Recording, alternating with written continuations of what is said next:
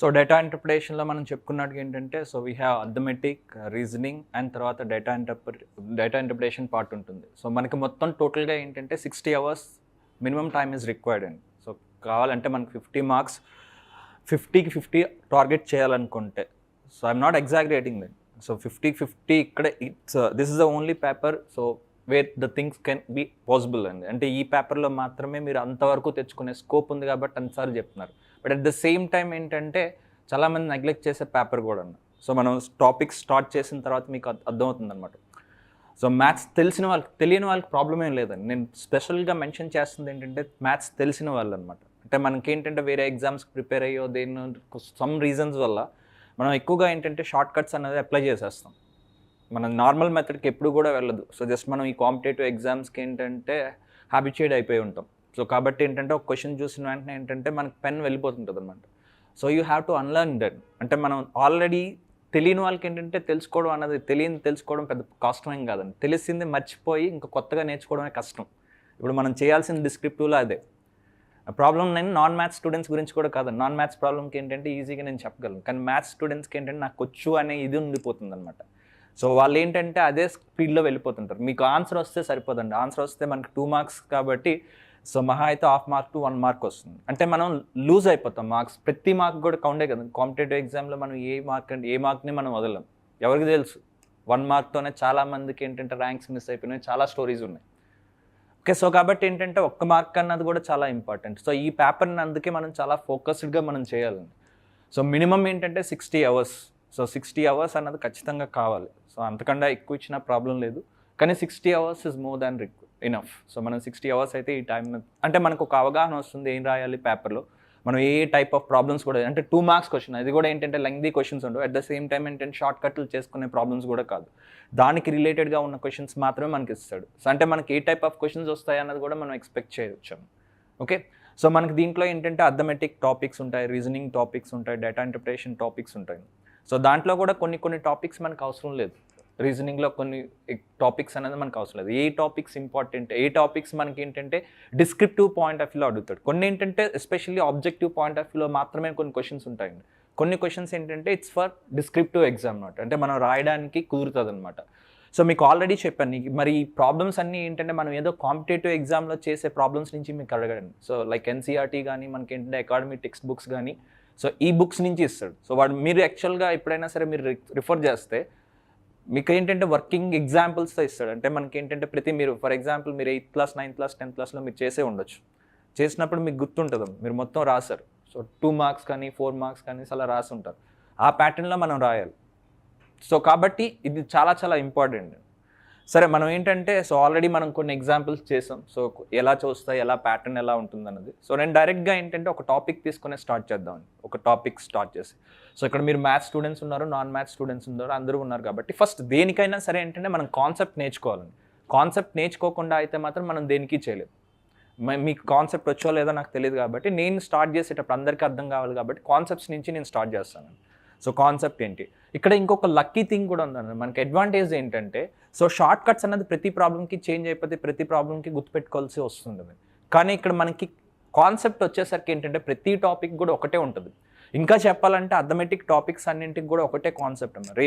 Ratios అనే topic ఒకటి, అంటే నిష్పత్తులు అనేదాన్ని అది ఒకటే కాన్సెప్ట్. దాన్నే మనం ఫ్రాక్షన్గా రాసుకోవచ్చు, భిన్నంగా రాసుకోవచ్చు, లేదంటే పర్సంటేజెస్గా రాసుకోవచ్చు. అదే కాన్సెప్ట్ని ఏంటంటే ఈ రేషియోస్ అనే టాపిక్లోనే directly proportional and inversely proportional అనేసి వస్తుంది. దాన్ని బేస్ చేసుకుని మనకి ఏంటంటే time and distance, time and work topics వస్తాయి అనమాట.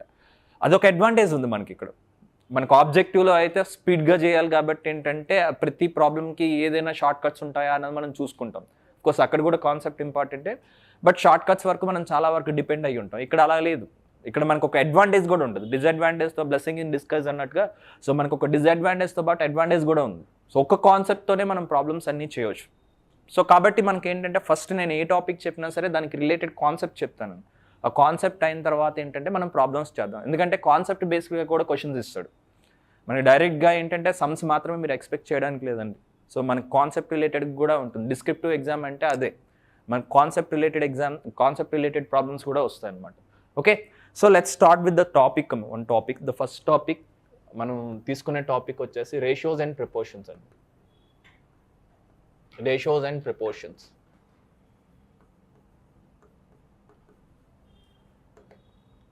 ఫస్ట్ కంప్లీట్గా కాన్సెప్ట్ అప్లై చేసిన తర్వాత then we'll do the problems అమ్మ. రేషియోస్ అండ్ ప్రపోర్షన్ అంటే తెలుగులో ఏంటంటే నిష్పత్తి మరియు అనుపాతము. రేషియో అంటే నిష్పత్తి, ప్రపోర్షన్ అంటే అనుపాతం. Okay, so first of all what is the ratio? Ratio అంటే ఏంటి అన్నది చూద్దాం. సో జనరల్గా మనకి ఏంటంటే రేషియో అన్నది, సపోజ్ నేను ఇలా రాశాను అనుకోండి 4:5, సో దీన్ని రేషియో ఆర్ నిష్పత్తి అనేసి అంటాము. ఓకే, సో మనం జనరల్గా సో దాని మీనింగ్ ఏంటి? రేషియోస్ మీనింగ్ ఏంటంటే it's a comparison. In case నేను ఇలా చెప్పాను అనుకోండి, in a class the number of boys and girls are in the ratio of 4:5, అంటే తరగతిలో బాయ్స్ అండ్ గర్ల్స్ అనేవాళ్ళు 4:5 నిష్పత్తిలో ఉన్నాయి. ఓకే, నేను ప్రాబ్లమ్ చెప్పేటప్పుడు ఏంటంటే తెలుగులో కంప్లీట్గా చెప్తాను. సో బోత్ ద లాంగ్వేజెస్ రెండింటిని యూజ్ చేస్తాను. మీకు ఏదైనా అర్థం కాకపోతే అడగండి ఇమీడియట్గా. టెర్మినాలజీ కూడా బోత్ తెలుగు అండ్ ఇంగ్లీష్ రెండింటిలో కూడా యూజ్ చేస్తాను. సో బాయ్స్ అండ్ గర్ల్స్ అనేవారు 4:5 రేషియోలో ఉన్నారనేసి అన్నాడు. అంటే దాని మీనింగ్ ఏంటి? Boys 4 members and girls 5 members ఉన్నారనా? ఎగ్జాక్ట్గా అంతేనా? కాదు కదమ్మా. ఒక క్లాస్లో బాయ్స్ అండ్ గర్ల్స్ అనేవాళ్ళు 4:5లో ఉన్నారు, రేషియోలో ఉన్నారనేసి చెప్పుకున్నాం. అంటే that does not mean that number of boys are 4, number of girls are 5. అంటే boys only 4 members, girls only 5 members ఉన్నట్టు కాదు. అంటే ఇదేంటి? ఇది ఒక రిలేషన్ని మాత్రమే ఇస్తుంది. ఓకే, అంటే బాయ్స్ 4 మెంబర్స్ అంటే మనం టోటల్గా ఒక 20 మెంబర్స్ ఆర్ 18 మెంబర్స్ ఉన్నారనుకున్నాం. 18 మెంబర్స్ మొత్తం ఉంటే సో డైరెక్ట్గా ఏంటంటే బాయ్స్ 4 పార్ట్స్, గర్ల్స్ 5 పార్ట్స్, అంటే ఇక్కడ 18 పార్ట్స్, అంటే బాయ్స్ 8 మెంబర్స్, రిమైనింగ్ అందరూ కూడా గర్ల్స్ అవుతారు అనేసి. అంటే ఈ రేషియోని బట్టి మనం చెప్పలేము, ఆ నిష్పత్తి బట్టి మనం చెప్పలేము అనమాట. ఎంతమంది ఉన్నారు అన్నది ఎగ్జాక్ట్గా మనం చెప్పలేం. Ratio does not give you the exact values. అది ఏమిస్తుందంటే it's a relation among the similar things అనమాట. ఒకే ఐడెంటిటీ ఉన్నదానికి సిమిలర్ థింగ్స్లో వస్తుంది అనమాట. ఇది బేసిక్ నార్మల్గా రేషియో ఒక definition. So which is not required for us. మనకి ఏం ఇంపార్టెంట్ అన్నది ఫస్ట్ మనకి. సో బేసిక్గా నేను ఒక రేషియో తీసుకున్నాను అనుకోండి, దీన్ని ఏమంటామా? రేషియో ఆర్ నిష్పత్తి అనేసి అంటాం. 1:2. సో దీన్ని నేను ఇలా కూడా రాసుకోవచ్చు కదమ్మా, 1/2. ఎప్పుడైనా సరే ఒక రేషియో అయినా ఒక ఫ్రాక్షన్, దీన్ని మనం రేషియో అంటాం. ఇలా ఉంటే మనం దీన్ని రేషియో అనేసి అంటాం. ఇలా రాస్తే దీన్ని ఏమంటాం అంటే ఫ్రాక్షన్ అనేసి అంటాం, అంటే భిన్నం అనేసి అంటాం. సపోజ్ నేను ఒక క్వశ్చన్ అడిగానమ్మా, 50% ఆఫ్, ఇది మన అందరికీ తెలిసిందే, 50% ఆఫ్ సమ్ 120 అనేసి అన్నాను. 50% అంటే ఏంటమ్మా? 50% మీకు ఎవరైనా అడిగారు అనుకోండి, 50% ఆఫ్ 120 అనేసి. 50% అంటే మనం చాలా డైలీ లైఫ్లో కూడా యూజ్ చేస్తాం. 50% అంటే ఏంటి? 50% ఇస్ నథింగ్ బట్, దీన్ని ఎలా రాసుకోవచ్చు? 50% అంటే ఏంటి? ఎగ్జాక్ట్గా హాఫే కదమ్మా. జనరల్గా 50% మనం చెప్తాం, క్యాల్కులేట్ చేస్తాం. 50% అంటే ఏంటి? ఎగ్జాక్ట్గా హాఫ్. సో జనరల్గా మనకి పర్సంటేజ్ వైజ్ తీసుకోవాలంటే 50 డివైడెడ్ బై 100 అని రాసుకుంటాం. పర్సంటేజ్ ఎప్పుడున్నా సరే దాని మీనింగ్ ఏంటి? డివైడెడ్ బై 100 ఇంటూ 120 అనేసి వస్తుంది. So 0 0 cancel, 51 5 1 5 2. అంటే 50% ఇక్కడ ఏ నెంబర్ వచ్చినా సరే మనకి ఏమవుతుందమ్మా? 1/2 అవుతుంది కదా. అంటే ఇదే 1/2 నేను 50% అని కూడా అనొచ్చు కదా. 50% అంటే మీనింగ్ ఏంటి? So same 50 divided by 100. అంటే ఇక్కడ చూడండి, 1:2 అనే రేషియోని, అనే నిష్పత్తిని నేను 1/2గా రాసా. అంటే ఏంటది? ఒక ఫ్రాక్షన్గా రాసా. అలాగే ఆ 1/2నే నేను 50% అంటే ఒక పర్సంటేజ్గా రాసా. అంటే ఒక రేషియోని మనం ఒక ఫ్రాక్షన్గా రాయొచ్చు, పర్సంటేజ్గా రాయొచ్చు. సో దానికి ఒక అడ్వాంటేజ్ ఉందన్నమాట. సో మనం ఇప్పుడు డిస్క్రిప్టివ్ ఎగ్జామ్లో కూడా రాసేటప్పుడు మీకు కావలిస్తే మీరు చేంజ్ చేసుకోవచ్చు. మనం జనరల్గా అయితే చేంజ్ చేస్తాం, అంటే పర్సంటేజెస్ నుంచి రేషియోస్ నుంచి పర్సంటేజ్గా, అంటే ఒక భిన్నం నుంచి శాతంగా కానీ, లేకపోతే ఎలా అయినా మనం మార్చుకోవచ్చు అనమాట. ఈ 3లో మనకు నచ్చినట్టుగా మనకి ఏ విధంగా కన్వీనియంట్గా ఉంటే ఆ విధంగా మనం మార్చుకోవచ్చు అనమాట. సో మీకు మరొకసారి చెప్తున్నానమ్మా, ఈ టాపిక్స్ అన్ని, అథమెటిక్ టాపిక్స్ అన్ని ఒక్కొక్క టాపిక్ సెపరేట్ ఏం కాదు, అన్నీ కూడా ఒకటే టాపిక్ అని. ఓకే, నార్మల్గా మనం చూసుకున్నాం అనుకోండి, ఇప్పుడు ఒక 120 రూపీస్ ఉన్నాయమ్మా. 120 రూపీస్ ఏబిసి అనే 3 మెంబర్స్ మధ్య డిస్ట్రిబ్యూట్ చేద్దాం అనుకున్నాం. ఏ రేషియోలో? 4:3:5 రేషియోలో నేను డిస్ట్రిబ్యూట్ చేద్దాం అనేసి అనుకున్నాను. Then what is the share of A, what is the share of B, what is the share of C, ఇలా అడిగాడు. Okay, I want to distribute 120 rupees among ABC friends in the ratio of 4:3:5. Then what is the share of A, what is the share of B, what is the share of C. అంటే 120 రూపాయలు ఏంటంటే ABC ముగ్గురు కూడా ఏంటంటే 4:3:5 నిష్పత్తిలో పంచుకున్నారమ్మా. అయితే ఏ value ఎంత తీసుకుంటాడు, బి ఆ 120 రూపీస్లో ఎంత తీసుకుంటాడు, అలాగే సి ఎంత తీసుకుంటాడు. జనరల్గా అయితే రేషియోస్ అనేది మనం మ్యాథమెటికల్ లాంగ్వేజ్ అన్నమాట. ఓకే, సో ఇవి రాకముందే మనకి ఇలాంటి ప్రాబ్లమ్స్ చాలామంది చేశారు. మనం విలేజెస్లో వెళ్ళినా సరే ఏంటంటే ఏమి చదువుకోని వాళ్ళు కూడా ఈ 120 రూపీస్ ఇలా డివైడ్ చేసుకున్నారంటే చాలా ఈజీగా చెప్తారు. ఓకే, వాళ్ళకి ఏం పెద్ద పెద్ద రేషియో అంటే ఏంటో తెలియదు, ఇలాంటివి ఏమీ తెలియదు, పర్సంటేజ్ తెలియదు. మీరు ఎవరైనా సరే షాప్ కీపర్ దగ్గరికి వెళ్ళండి, జనరల్గా వాళ్ళు ఎక్కువ చదువుకోరు కానీ చేయగలరు. ఎలా చేయగలరు అంటే ఇది మన మ్యాథమెటికల్ లాంగ్వేజ్ అనమాట. సో ప్రతిదానికి ఒక లాంగ్వేజ్ ఉంటుంది కదా, ఇది మ్యాథ్స్ లాంగ్వేజ్. మ్యాథ్స్ లాంగ్వేజ్లో మనకి ఏంటంటే రేషియో అనే వర్డ్ మనం చెప్పుకున్నాం. సో అదే నార్మల్ లాంగ్వేజ్లో అంటే ఎలా అంటే పార్ట్స్ వైజ్ డివైడ్ చేసుకుంటారు, అంటే భాగాలుగా డివైడ్ చేసుకుంటారు అనమాట. సో ఇప్పుడు A:B:C అనే వాళ్ళు ఎలా డివైడ్ చేసుకున్నారమ్మా, A 4 పార్ట్స్ తీసుకుంటాడు, B అనేవాడు 3 పార్ట్స్ తీసుకుంటాడు, C అనేవాడు 5 పార్ట్స్ తీసుకుంటాడు. అంటే సింపుల్ లాంగ్వేజ్లో మనం చెప్పుకుంటే టోటల్ పార్ట్స్ అంటే వాడు ఇచ్చిన మొత్తం అమౌంట్ని ఏంటంటే పార్ట్స్ వైజ్ డివైడ్ చేసుకుంటారు. A takes that 4 parts, B takes 3 parts and C takes 5 parts. అలా తీసుకున్న తర్వాత పార్ట్స్ వైజ్ చూసుకుంటే మొత్తం దేనికి ఈక్వల్ అమ్మా, 4 + 3 + 5. అంటే ఎన్ని పార్ట్స్ అవుతాయంటే A 4 పార్ట్స్ తీసుకుంటాడు, B 3 పార్ట్స్ తీసుకుంటాడు, C 5 పార్ట్స్ తీసుకుంటాడు, అంటే 12 పార్ట్స్. 12 పార్ట్స్ అంటే మొత్తం దేనికి ఈక్వల్ అమ్మా, 120 రూపీస్, అంతే కదా. ఇది పార్ట్స్ వైజ్ తీసుకుంటే అమౌంట్ ఎంత ఇచ్చాడు, 120. మనం జనరల్గా రేషియోస్లో చేసేది ఏంటంటే ఈ పార్ట్స్ని ఆ వాల్యూకి మనం ఈక్వల్ చేస్తాం. 12 పార్ట్స్ అంటే ఎంతమ్మా, 120 రూపీస్. దెన్ 1 పార్ట్ ఎంత అవుతుంది, 120/12 కదా, అంటే 10 అవుతుంది. ఒక్కొక్క పార్ట్ 10 రూపీస్ అవుతుంది. అంటే ఏ ఎన్ని పార్ట్స్ తీసుకున్నాడమ్మా, ఏ షేర్ ఎంత, 4 పార్ట్స్. 4 పార్ట్స్ కాబట్టి 4 × 10 అంటే ఎంత, 40 అవుతుంది. అలాగే బి ఎంత తీసుకుంటాడమ్మా, 3 పార్ట్స్ కాబట్టి 3 × 10 అంటే 30. అలాగే సి ఎన్ని పార్ట్స్ తీసుకున్నాడమ్మా, 5 పార్ట్స్. 5 పార్ట్స్ కాబట్టి ఏంటి, 5 × 10 అంటే 50 రూపీస్. ఇలా వాళ్ళు డివైడ్ చేసుకుంటారు. అది మనకి ఏంటంటే మ్యాథమెటికల్ లాంగ్వేజ్లో 4:3:5. అయితే ఇక్కడ ప్రాబ్లం ఏంటంటే మనం పార్ట్స్ వైజ్ అన్నది ఎగ్జామ్లో చేయం. ఓకే, ఎగ్జామ్లో మనం రాసి ఇది మనం మ్యాథ్స్లో మనకి ఏంటంటే మనం ఏదైనా ఎగ్జామ్ ప్రిపేర్ అయ్యేటప్పుడు ఏంటంటే డైరెక్ట్గా మనకి ఇదంతా రాయాల్సిన అవసరం కూడా తెలియదు. సో 4, 3, 5 అంటే 12 parts equal to 120, each part 10 అనేసి మన మైండ్లోనే క్యాల్కులేట్ చేస్తాం, ఫ్రాక్షన్ ఆఫ్ సెకండ్స్లో ఆన్సర్ అవుతుంది. ఓకే, బట్ మీరు డిస్క్రిప్టివ్లో రాసేటప్పుడు ఆ విధంగా మీరు రాయకూడదు. ఇక్కడ మనం ఏ రేషియో ఇచ్చినా సరే రేషియో కాన్సెప్ట్ ఏంటంటే జనరల్గా మనకి రేషియో కాన్సెప్ట్ వచ్చేసరికి సపోజ్ సంథింగ్ ఏదైనా ఒక వాల్యూ అనేది A:B అనేవి 2 నెంబర్స్ అనేవి 2:3 రేషియోలో ఉన్నాయనుకోండి. మ్యాథమెటికల్ వాల్యూ ఏమవుతుందంటే దేనికైనా సరే ప్రతి సైడ్ కూడా మనం ఏంటంటే ఒకే నెంబర్తో మల్టిప్లై చేయాలి.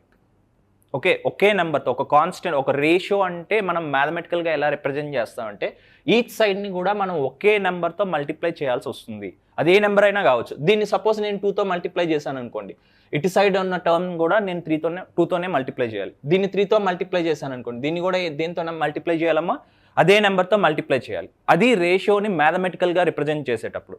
అయితే జనరల్గా మనం ఏ టర్మ్తో మల్టిప్లై చేయాలి తెలియదు కాబట్టి మనం ఏం చేస్తామంటే ఒక వేరియబుల్ టర్మ్తో అంటే ఒక ఇంగ్లీష్ ఆల్ఫాబెట్తో మనం మల్టిప్లై చేస్తాం అనమాట. ఓకే, దీన్ని వేరియబుల్స్ అంటాం. మనకి మ్యాథ్స్లో ఏంటంటే వేరియబుల్స్ అంటాం. ఈ నెంబర్స్ అన్నింటినీ కూడా కాన్స్టెంట్స్ అవుతాయమ్మా, తర్వాత ఇది ఏంటి అవుతాయి, వేరియబుల్స్ అవుతాయి అనమాట. ఇలా మీరు జనరల్గా మీకు ఇంకే ప్రాబ్లం ఏం లేదు. ఏదైనా సరే ఇప్పుడు మీకు మొత్తం అన్ని ప్రాబ్లమ్కి డిస్క్రిప్టివ్ పాయింట్ ఆఫ్ వ్యూలో నేను చెప్తుంది ఈ పేపర్ మొత్తం డిస్క్రిప్టివ్ పాయింట్ ఆఫ్ వ్యూలో అమ్మ. మీరు మళ్ళీ ఏదో ఆబ్జెక్టివ్ రాసేటప్పుడు ఏమో సార్ ఎలా చెప్పారు ఎంత లెంగ్తీగా వచ్చిందనేసి మాత్రం మీరు అనకండి. నేను చెప్పేది కంప్లీట్గా డిస్క్రిప్టివ్ పేపర్కి మాత్రమే రిలేటెడ్గా. ఓకే, సో మీరు ఏ రేషియో ఇచ్చినా రేషియో కనిపించిందంటే ఇమీడియట్గా సపోజ్ లెట్స్ సే దట్ ఇప్పుడు మనం ఇదే ప్రాబ్లం తీసుకుందాం. ఓకే, సో అంటే మనం ఇప్పుడు మనకేంటి 120 రూపీస్ ఉన్నాయి. 120 రూపీస్ ఏ రేషియోలో షేర్ చేసుకున్నారు, 4:3:5. Then the share of A is equal to let the share of A is equal to అని రాసుకుంటారు. Let the share of A is equal to అంటే ఏ యొక్క వాటా ఎంత అనేసి. సో వీటన్నింటినీ కూడా ఎక్స్తో మల్టిప్లై చేసేయండి అమ్మ. వీటన్నింటినీ కూడా ఏం చేస్తారు, ఎక్స్తో మల్టిప్లై చేస్తారు. అప్పుడు షేర్ ఆఫ్ A ఏమవుతుంది, 5x అవుతుంది. అలాగే షేర్ ఆఫ్ B అనేసి రాసుకుంటారు. అంటే ఇది జస్ట్ నేను ఎగ్జాంపుల్ మాత్రమే చెప్తున్నాను, ఎందుకంటే మీకు థియరీ పార్ట్ అయిపోయిన తర్వాత నేను ప్రాబ్లమ్ స్టార్ట్ చేస్తాను. సో B షేర్ ఎంతమ్మా, 3x అని తీసుకుంటాం. షేర్ ఆఫ్ C అంటే C యొక్క వాటా ఎంత, 5 ఉంది కాబట్టి 5x అని తీసుకుంటాం. ఓకే, టోటల్ అమౌంట్ ఎంత ఇచ్చాడు, సో ఇప్పుడు మీరు రాసుకుంటారమ్మా total amount is equal to what, total amount is equal to మొత్తం 120 రూపీస్. అది మనం ఎక్స్ వైజ్ తీసుకుంటే A + B + C ఎంత అవుతుందమ్మా, 5x + 3x ఇది ఎంత అమ్మా, సో 4x + 3x + 5x అంటే 4 + 3 ఎంత, 7x + 5x ఎంత, 12x. ఈ 12x అన్నది 120తో ఈక్వేట్ చేసుకుంటారు. దేర్ఫోర్ ఎక్స్ వాల్యూ ఎంత అవుతుందమ్మా, 10 రూపీస్ అవుతుంది. ఇప్పుడు మనకి ఏ షేర్ కావాలి కాబట్టి share of A is equal to 4x అని తీసుకుంటాం. 4x అంటే 4 × ఎక్స్ వాల్యూ ఎంత వచ్చిందమ్మా, 10. 4 × 10 40 రూపీస్. ఈ విధంగా మనం రిప్రజెంట్ చేయాలి. పార్ట్స్ వైజ్ అయితే మనం డిస్క్రిప్టివ్లో రాసేటప్పుడు రాస్తే మీరు మీకు ఆన్సర్ని మాత్రమే వాడు కన్సిడర్ చేసి ½ మార్కో 1 మార్కో ఇస్తాడు. లేదా ఎక్స్ వైజ్ రాసుకుంటే మీకు, ఎందుకంటే ఇది మనకి స్ట్రక్చరల్గా మనకి ఏంటంటే టెక్స్ట్ బుక్స్లో ఉండేదమ్మా.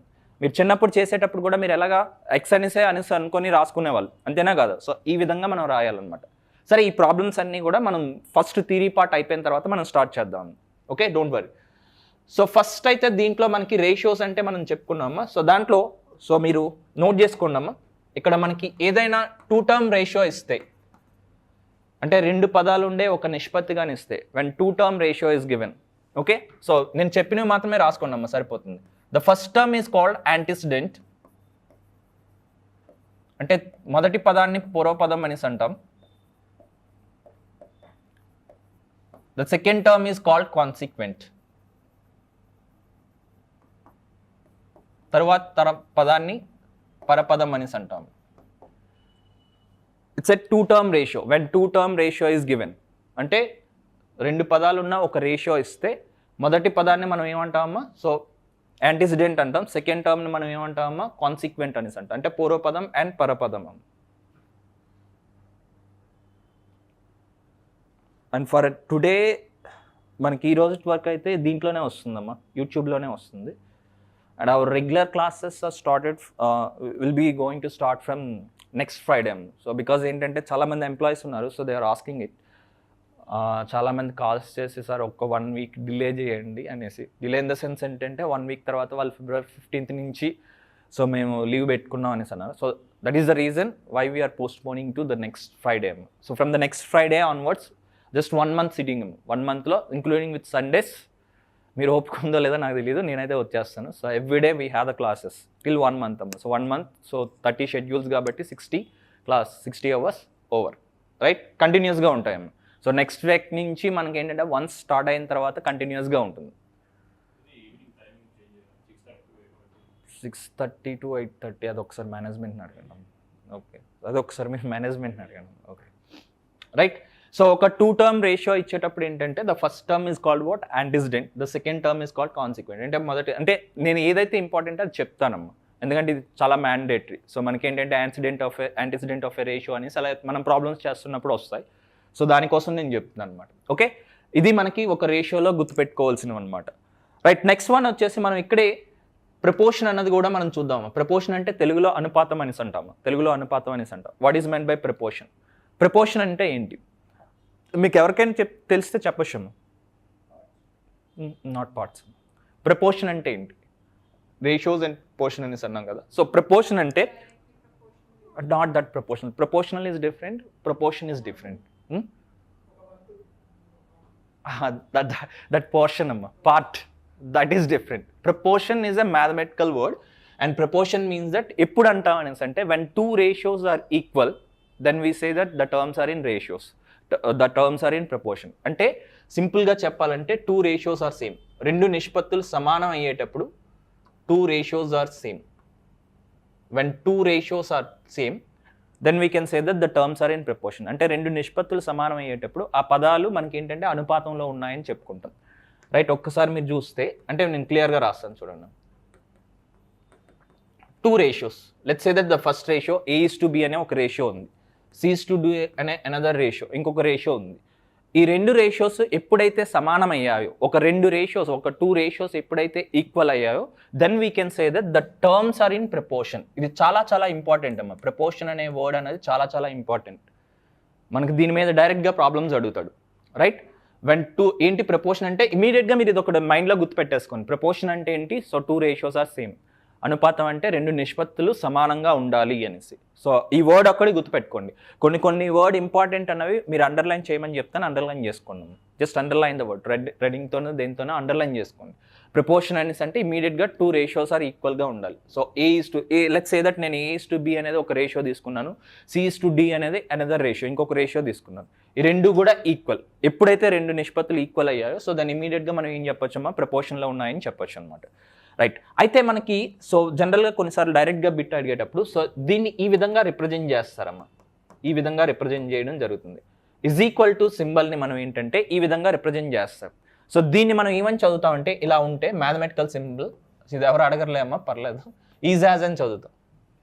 ఓకే, ఈజ్ యాజ్, అంతేగాని డబుల్ ఈస్టెనిస్ కాదమ్మా, ఇట్స్ ఈజ్ యాజ్. అంటే మనం ఈజ్ యాజ్ అంటే ఏంటి? సేమ్ అనే కదా. సో ఈ రేషియో 2 కూడా సేమ్. ఓకే, సో అంటే మనకి ఎప్పుడైతే ఈ సింబల్ మీరు చూసారో దాన్ని ఇమీడియట్గా మీరు గుర్తుపెట్టుకోండి. ఈ రేషియో 2 కూడా ఏంటమ్మా, సేమ్ అనేసి దాని మీనింగ్. సో ఇప్పుడు A:Bని, సో అది వచ్చిన తర్వాత మనం నెక్స్ట్ ఏం చేస్తాం, A:Bని ఎలా రాసుకోవచ్చు అమ్మా, A/Bగా రాసుకోవచ్చా లేదా, C:Dని ఎలా రాసుకోవచ్చు, C/Dగా రాసుకోవచ్చా లేదా. సో మధ్యలో ఏంటి ఇజ్ ఈక్వల్ టు, ఎప్పుడైనా 2 రేషియోస్ ఈక్వల్ అయింది అనుకోండి, దాన్ని ఇమీడియట్గా మనం నెక్స్ట్ చేసేది ఏంటంటే we go for the cross product. Okay, cross multiplication మనం చిన్నప్పటి నుంచి చదువుకున్నాం కదా, క్రాస్ మల్టిప్లికేషన్. అంటే ఇక్కడ మనకి ఏమొస్తుందమ్మా, A/D అంటే AD is equal to what, BC. Okay, so ఇప్పుడు మీరు కేర్ఫుల్గా అబ్జర్వ్ చేయండి, A:B ఈజ్ యాజ్ C:D అనే దీంట్లో AD ఈజ్ ఈక్వల్ టు ఏమొచ్చిందమ్మా, AD is equal to BC. ఏమొచ్చింది, AD is equal to BC. So దీన్నే మనం ఏమంటామంటే, సో A/D ఇదేంటిది, సో టర్మ్స్ ఎక్స్ట్రీమ్స్లో ఉన్నాయి, BC అన్నవి ఏంటి మిడిల్లో ఉన్నాయంటే మీన్ అనేసి కూడా అనొచ్చు ఇంకొక వర్డ్. అందుకే దీన్ని ఎలా చదువుతా అంటే, ఇప్పుడు మీకు ఫైనల్గా ఏమొచ్చిందమ్మా, వెన్ 2 రేషియోస్ ఆర్ ఈక్వల్ ఇలా ఉండేటప్పుడు, ఎప్పుడైతే 2 రేషియోస్ ఇలా ఉన్నాయో దాన్ని ఇమీడియట్గా, ఇది చాలా important property and I think that damn షూర్గా దీనికి రిలేటెడ్ ప్రాబ్లం అయితే వస్తుంది. ఎందుకంటే మనం రేషియోస్ ప్రాబ్లమ్స్ నెక్స్ట్ చేయబోయే దాంట్లో చాలాసార్లు మనకి ఏంటంటే 2 రేషియోస్ ఈక్వల్గా ఉంటాయి. ఎప్పుడైతే 2 రేషియోస్ ఈక్వల్గా మీకు కనిపించాయో దాన్ని ఇమీడియట్గా మీరు చేయాల్సింది ఏంటంటే, ఏమొచ్చిందమ్మా మనకు final proof, AD is equal to BC. అంటే ఏంటి, ప్రొడక్ట్ ఆఫ్ ఎక్స్ట్రీమ్స్, దీన్ని ఏమంటాం ఎక్స్ట్రీమ్ పొజిషన్లో ఉన్నాయి కాబట్టి product of extremes is equal to what, product of means. అంటే అంత్యముల లబ్ధము is equal to, so product of so తెలుగులో ఫస్ట్ ఇందులో రాసుకుందాం, product of extremes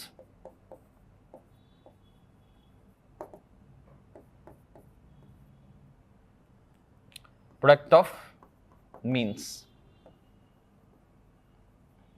product of extremes is equal to product of means. అంటే అంత్యముల లబ్ధము ఈజ్ ఈక్వల్ టు మధ్యముల లబ్ధం. మధ్యం అంటే మధ్యలో ఉన్నవాడిని మధ్యములు అంటాం, అంత్యం అంటే చివరిగా ఉన్నాయి. అంత్యముల లబ్ధం ఈజ్ ఈక్వల్ టు మధ్యముల లబ్ధం. ఎప్పుడైతే 2 రేషియోస్ ఈక్వల్గా ఉన్నాయో దాన్ని ఇమీడియట్గా మనం తీసుకోవాల్సింది ఏంటమ్మా, AD is equal to BC. First term, second term, third term, fourth term. Okay, కొన్నిసార్లు ఏంటంటే మీకు క్వశ్చన్ కూడా చెప్తాను. సో దానికన్నా ముందు సో మనం ఏమనుకున్నామమ్మా, సో దీన్ని ABCDని ప్రపోర్షన్స్ అనేసి అనుకున్నాం, ప్రపోర్షన్లో ఉన్నాయనుకున్నాం కాబట్టి ఏని జనరల్గా ఏమంటామంటే ఈ 4 టర్మ్స్లో ఫస్ట్ దాన్ని ఫస్ట్ ప్రపోర్షన్ అంటామమ్మా. సో Bని సెకండ్ ప్రపోర్షన్, Cని థర్డ్ ప్రపోర్షన్ అండ్ Dని ఏమంటామంటే ఫోర్త్ ప్రపోర్షన్. తెలుగులో అయితే ఏని మొదటి అనుపాతం అనేసి అంటాం. ప్రపోర్షన్ అంటే అనుపాతం కదమ్మా. సో మొదటి అనుపాతం, రెండవ అనుపాతం, మూడవ అనుపాతం, నాలుగవ అనుపాతం. ఓకే, సో ఇది మీరు రాసుకోండి. ఎప్పుడైతే, సో ఇది గుర్తుపెట్టుకోండి, whenever 2 ratios are equal, ఎప్పుడైతే 2 రేషియోస్ ఈక్వల్గా ఉన్నాయో then immediately you take that product of means is equal to what, product of extremes. Almost దీంట్లో ఆఫ్ ద ప్రాబ్లమ్స్ మనం చేసేవన్నీ కూడా దీనికి రిలేటెడ్ అయినాం. సో 2 రేషియోస్ మనకి ఈక్వల్గా కనిపిస్తుంటే దాన్ని ఇమీడియట్గా మనం ఏం తీసుకుంటాం, product of extremes is equal to product of means అని తీసుకుంటాం. రైట్, ఇది నోట్ చేసుకున్నారమ్మా. రైట్, ఇప్పుడు డైరెక్ట్గా దీని మీద ఒక క్వశ్చన్ కూడా చేద్దాం.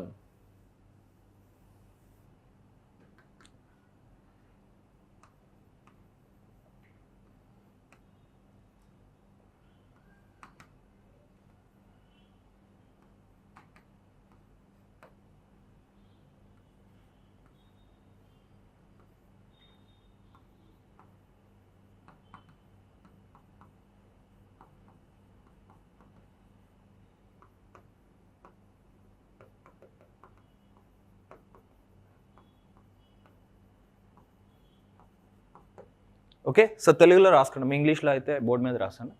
5, 25, 4, x అనేవి అనుపాతంలో ఉంటే, అనే సంఖ్యలు అనుపాతంలో ఉంటే x విలువ ఎంత? అలా రాసేస్తే కుదరదమ్మా, అదే చెప్తున్నాను కదా. 16 మనకు ఆన్సర్ ఎంత వచ్చా అని తెలియదానికన్నా ఆన్సర్ ఎలా చేసామన్నదే మనకి అడిగి ఇంపార్టెంట్ అనమాట. ఓకే, లేదమ్మా మనం బిగినింగ్లో ఉన్న కాన్సెప్ట్లో ఉన్నాయని చెప్పుకుంటున్నాం కదా. ఎంత సింపుల్ అయితే ఒకటే క్వశ్చన్ చెప్పేవాడిని కదా. సో రైట్, సో ఇప్పుడు మనం ఏం చేస్తాం అంటే ఫస్ట్ ఎప్పుడు కూడా ఏంటంటే ఇచ్చింది ఒకటి గుర్తుపెట్టుకోండి అమ్మ, మనకి 2 మార్క్స్ క్వశ్చన్, 2 మార్క్స్ క్వశ్చన్ కాబట్టి minimum required steps are 4. Minimum 4 to 5 steps అనేది గ్యారంటీ ఉండాలి. ఇంక్లూడింగ్ విత్ ఆన్సర్ అయితే 5 స్టెప్స్ అనుకోండి. అంటే మీరు ఏదైనా సరే 5 స్టెప్స్ మినిమం ఉండేటట్లు మాత్రం చూసుకోండి. ఓకే, మరి మీరు వర్స్ట్ కేసెస్లో అయినా సరే 5 స్టెప్స్. 5 కన్నా ఎక్కువ అంటే మినిమం, అంటే on an average me range అనేది ఏంటంటే 5 to 8. ఎక్కువైనా పర్లేదు, మరీ ఎక్కువ కాకుండా చూసుకోండి. 5 to 8 అరే మహా అయితే 10, అంతకుమించి అయితే వెళ్ళకండి. అంటే ప్రాబ్లమ్స్ కూడా అంతకుమించేది.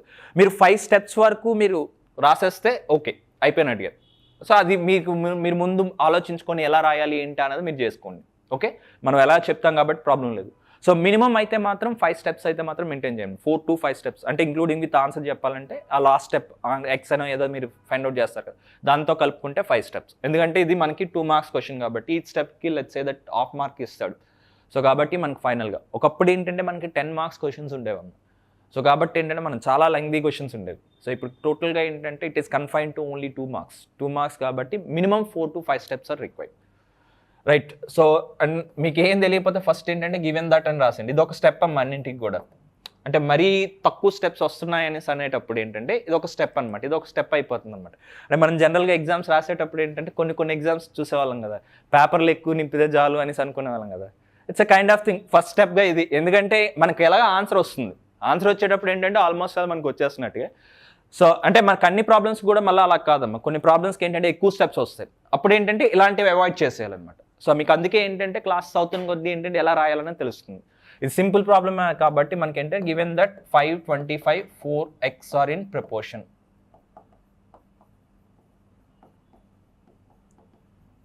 దెన్ ఇమీడియట్గా మనం ఎలా రాసుకుంటాం అంటే అమ్మా, ఈ ఫస్ట్ 2 termsకి we form a ratio. Okay, so ఎలా రాసుకుంటాం form? So we form a ratio 5:25.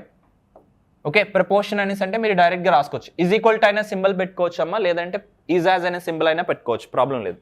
4:x. Okay, so ఇప్పుడు మనకేంటంటే ఎప్పుడు కూడా ఎప్పుడైనా సరే ఒక ప్రాబ్లం మనం ఏదైతే కాన్సెప్ట్ అప్లై చేస్తున్నామో దాన్ని మనం రాసుకోవడం వల్ల అడ్వాంటేజ్ ఉంటుందమ్మా. ఓకే, అది ఖచ్చితంగా రాయాలి. సో ఇప్పుడు మనం ఏం అప్లై చేస్తున్నాం? సో 2 ratios ఈక్వల్ కాబట్టి మనకేంటి, ఎప్పుడైతే 2 ratios ఎక్కువ ఈక్వల్గా ఉన్నాయో product of means is equal to what? Okay, I write here. So product of means ఇక్కడ ఉందో రాసుకుందాం.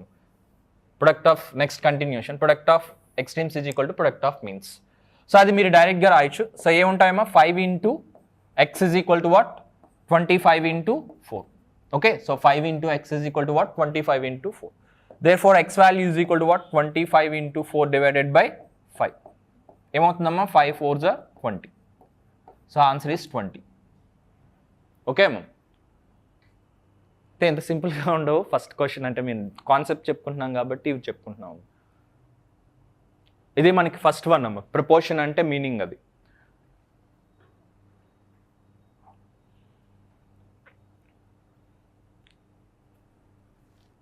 ఓకేమా, నెక్స్ట్ వన్ వచ్చేసి మనం ప్రపోర్షన్ అంటే ఏంటో తెలుసుకున్నాం. నెక్స్ట్ వన్ వచ్చేసి కంటిన్యూడ్ ప్రపోర్షన్ అమ్మ. నెక్స్ట్ వన్ వచ్చేసి కంటిన్యూడ్ ప్రపోర్షన్. ప్రపోర్షన్ అంటే ఏంటో చెప్పుకున్నాం. నెక్స్ట్ వన్ దాంట్లో నెక్స్ట్ ఏమొస్తుందంటే కంటిన్యూడ్ ప్రపోర్షన్.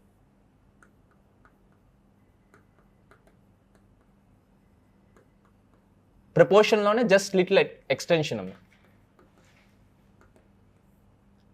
తెలుగులో ఏమంటామంటే అనుపాత క్రమం అనేసి అంటాం. అనుపాత క్రమం it's just an extension of proportion. అంటే మనం ఏదైతే ప్రపోర్షన్ చెప్పుకున్నాం దానికి ఇంకొంచెం ఎక్స్టెన్షన్ అనమాట. ప్రపోర్షన్ అంటే ఏం చెప్పుకున్నాం, ఏబిసిడి అంటే the 2 ratios must be equal అనేసి చెప్పుకున్నాం. కంటిన్యూడ్ ప్రపోర్షన్ అంటే ఏంటంటే, సో ఈ మిడిల్ టర్మ్ ఏదైతే ఉంటుందో ఆ మిడిల్ టర్మ్ అనేది రిపీట్ అవుతుందన్న.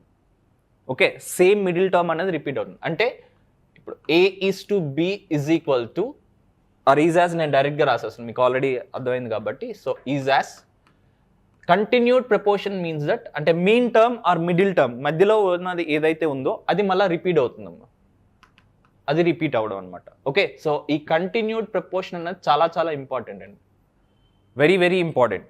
ఓకే, సో ఎప్పుడైతే కంటిన్యూడ్ ప్రపోర్షన్ వచ్చిందో, సో ప్రపోర్షన్ ఏదైనా సరే ఏంటి, product of extremes is equal to product of means.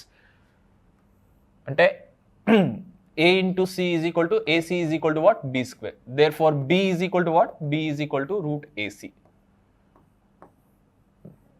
Okay అమ్మా, సో అంతే కదా. AC is equal to, so product of extremes is equal to product of means.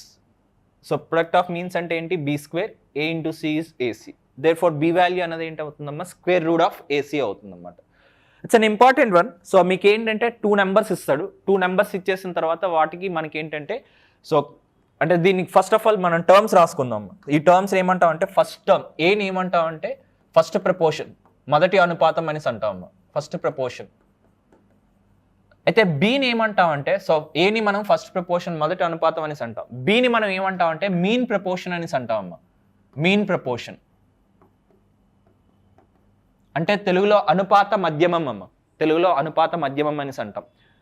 So సిని మనం ఏమంటామంటే థర్డ్ ప్రపోర్షన్ అనేసి అంటాం. సిని ఏమంటాం థర్డ్ ప్రపోర్షన్ అనేసి అంటాం. ఓకే, అంటే ఇక్కడ మనకి ఏమొచ్చింది, ఇది B is what, mean proportion. Mean proportion అనుపాత మధ్యమం ఏమొచ్చిందమ్మా, square root of product of two numbers.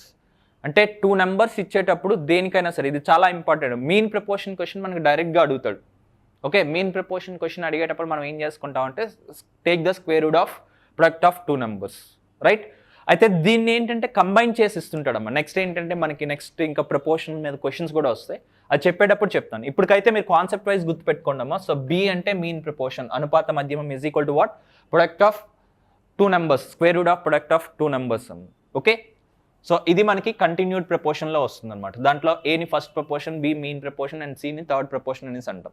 దీన్ని గుర్తుపెట్టుకోండి, దీన్ని మళ్ళీ మనం యూజ్ చేస్తాం, చాలా ఇంపార్టెంట్ ఇది.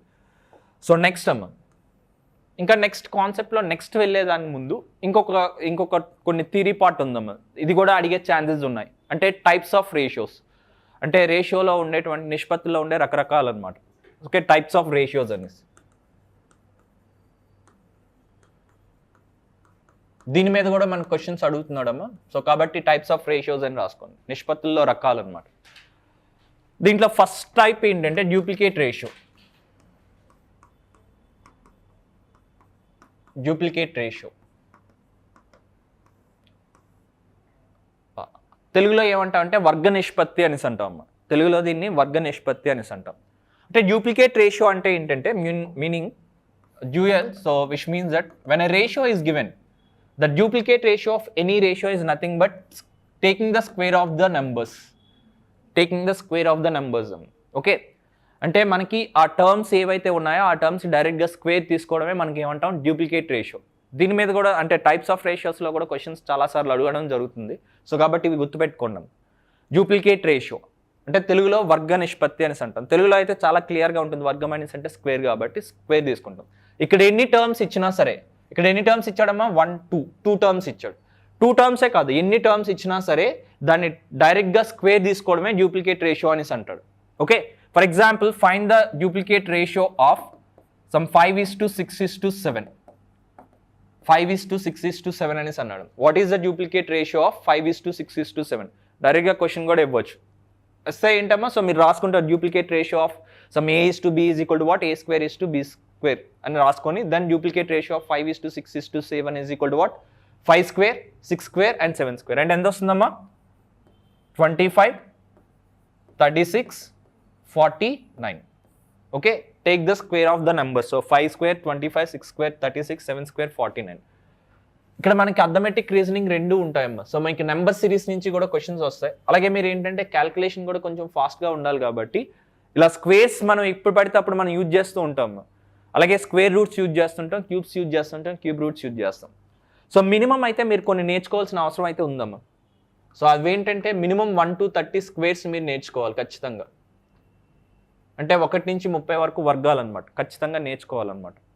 ఎందుకంటే ఇది ఒక్క రేషియోస్ దీంట్లోనే కాదు, అథమెటిక్ పార్ట్లో కాదు, మనకి రీజనింగ్లో యూజ్ అవుతుంది. అలాగే డేటా ఇంటర్ప్రిటేషన్ చేసేటప్పుడు కూడా మనకి స్క్వేర్స్ క్యూబ్స్తో ఉంటుంది అనమాట. కొంచెం క్యాల్కులేషన్ కూడా మనం ఫాస్ట్గా చేస్తే మనం టైం సేవ్ చేసుకోగలం.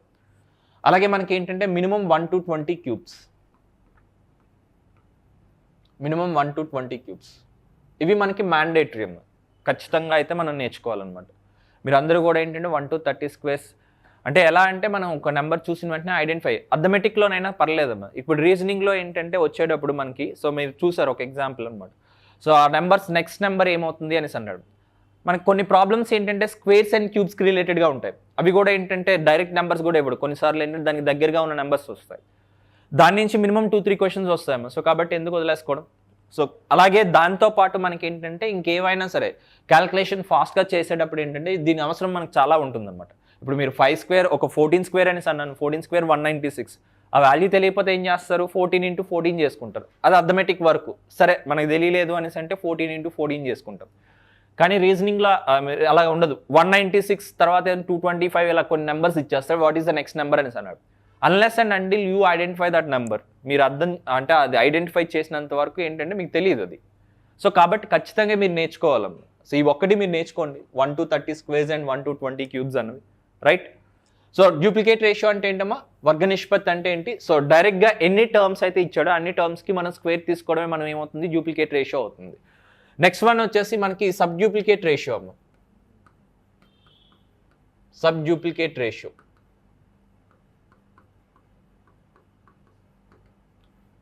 నెక్స్ట్ వన్ ఏంటమ్మా, sub duplicate ratio. The sub duplicate ratio అంటే వర్గమూల నిష్పత్తి అమ్మ, అంటే taking the square root of the numbers. సింపుల్గానే గుర్తుపెట్టుకోవచ్చు, A:B అనేసి ఉంటే దానికి మనకి సబ్ డూప్లికేట్ ఇది థియరీ పార్ట్ అమ్మ, √A:√B. దీని నుంచి కూడా క్వశ్చన్స్ ఎలా వస్తాయన్నది మనం తర్వాత చేద్దాం, ముందు వన్స్ మనం థియరీ పార్ట్ కంప్లీట్ చేసుకుంటే. ఏవైతే నంబర్స్ ఇచ్చాడో సబ్ డూప్లికేట్ రేషియో అంటే ఏంటమ్మా, ఏవైతే నంబర్స్ ఇచ్చాడో టర్మ్స్ ఇచ్చాడో దానికి square root of the numbers తీసుకోవడమే మనకి సబ్ డూప్లికేట్ రేషియో అవుతుంది అనమాట. For example, what is the sub duplicate ratio of 196 and 225 అనేసి అడిగాడు. సో దీనికి ఖచ్చితంగా అయితే మీరు స్క్వేర్స్ అన్న మనకు అంటే 1 to 30 స్క్వేర్స్ నేర్చుకోవాలి, ఖచ్చితంగా నేర్చుకొని తీరాలమ్మ. సో స్క్వేర్ రూట్ ఆఫ్ ఏమొస్తుందమ్మా, 2 టర్మ్స్ ఇచ్చినా ఎన్ని టర్మ్స్ ఇచ్చినా సరే మనకి సబ్ డూప్లికేట్ రేషియో అంటే ఏంటి, స్క్వేర్ రూట్ తీసుకోవడం అనమాట. స్క్వేర్ రూట్ ఆఫ్ 196 అంటే ఎంత, 14 వస్తుందమ్మ. ఇప్పుడైతే నేను చెప్తున్నాను, తర్వాత ఏంటంటే మీరు నెక్స్ట్ ఈ 1 week గ్యాప్లో అయితే మీరు నేర్చుకోండి. నెక్స్ట్ క్లాస్కి వచ్చేసరికి అయితే మాత్రం స్క్వేర్స్ అండ్ క్యూబ్స్ అయితే ఖచ్చితంగా నేర్చుకోండి. 225కి ఎంత వస్తుందమ్మా స్క్వేర్ రూట్ తీసుకుంటే, 15 square is 225. The subduplicate ratio of 196 and 225 is nothing but what, 14:15. 196 is to 225 is what, 14:15. Okay, duplicate ratio means that taking the square of the numbers. Subduplicate ratio అంటే వర్గమూల నిష్పత్తి అంటే ఏంటి, so taking the square root of the numbers. So next కూడా చాలా simple అమ్మ.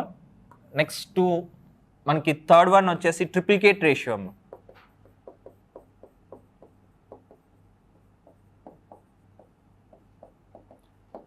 Triplicate ratio, so నేమ్లోనే ఉంది, అంటే ఘన నిష్పత్తి అనేసి అంటాం, తెలుగులో అయితే ఘన నిష్పత్తి అనేసి అంటాం. ఏమొస్తుంది చెప్పండి అమ్మా, సపోజ్ A:B ఇచ్చాను అనుకోండి, triplicate ratio, duplicate means that, dual means that 2 కాబట్టి మనకి స్క్వేర్ నెంబర్స్ తీసుకుంటాము. అదే ఇక్కడ మనకి ఏంటి, ట్రిప్లికేట్ రేషియో అంటే ఏంటి, 3 times కాబట్టి మనం ఏం తీసుకుంటాం, క్యూబ్స్ తీసుకుంటాం. A:3 ఓకే, ఫర్ ఎగ్జాంపుల్ మనకేంటి, what is the triplicate ratio of 5:9:10 అనేసి అన్నాడు అనుకోండి. 5:9:10. What is the triplicate ratio of 5:9:10, sorry 8:9:10 అంటే దానికి డైరెక్ట్గా క్యూబ్స్ తీసుకోవడమే. సో క్యూబ్స్ అంటే ఏమొస్తుంది, 8 cube అంటే ఎంతమ్మా, 512. ఇవి నేర్చుకోవాలమ్మా ఖచ్చితంగా. 9 cube అంటే ఎంత, 729. 10 cube అంటే 1000. 10 cube అన్నది 1000 ఇక్కడ రాశాను. Okay, next what is the triplicate ratio? Triplicate ratio means that 512, 729 and 1000. Next మీరే చెప్పండి అమ్మా, నెక్స్ట్ రేషియో ఏమొస్తుంది, duplicate ratio. Next one sub duplicate ratio వచ్చాడు. ట్రిప్లికేట్ రేషియో అంటే ఘన నిష్పత్తి, ఘనాలంటే క్యూబ్స్ తీసుకోవడం అనమాట. నెక్స్ట్ వన్ ఏమవుతుంది, sub triplicate ratio. Sub triplicate ratio, sub triplicate ratio means that what, cube root of the numbers, right. A:B అంటే ఏమొస్తుందమ్మా, cube root of A cube root of B.